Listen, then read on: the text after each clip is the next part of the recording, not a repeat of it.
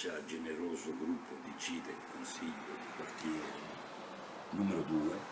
Gradire questi 44 endecasillabi messi in rima. Erba matta. Canto la mia ballata ingiuriosa, la canto con l'impegno più sincero.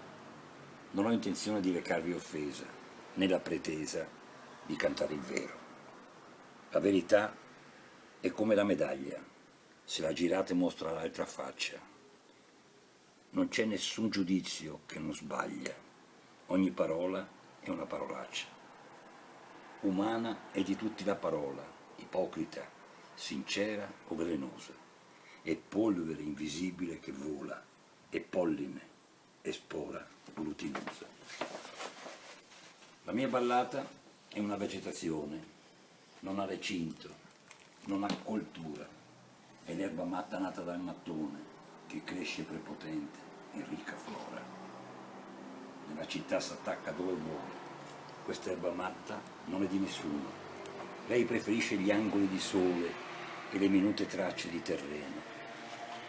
Lì nella riva, dove c'è lo scolo, nell'umido salmastro dell'ombria, verde, marrone, fitta come pelo, lei cola quando cala la marea.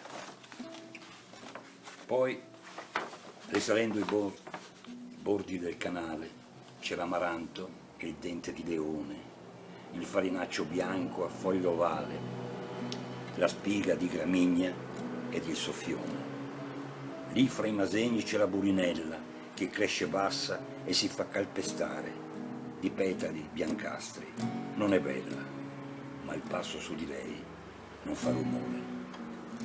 La mia ballata cresce anche sui muri, nei giorni caldi, come l'ederina, s'arrampica nel tempo degli amori, carnosa come foglia porcellana.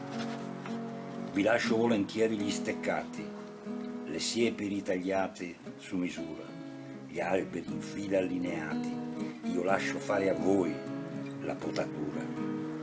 Mi tengo l'erba matta, le mie cose, il canto, la ballata ingiuriosa, e lascerò per voi l'erbetta inglese dove correva la vispa Teresa. Gradite le parole che vi lascio, sono dedicate a voi con la mia stima. Io non so fare d'ogni erba un fascio, solo per voi l'ho fatta questa rima.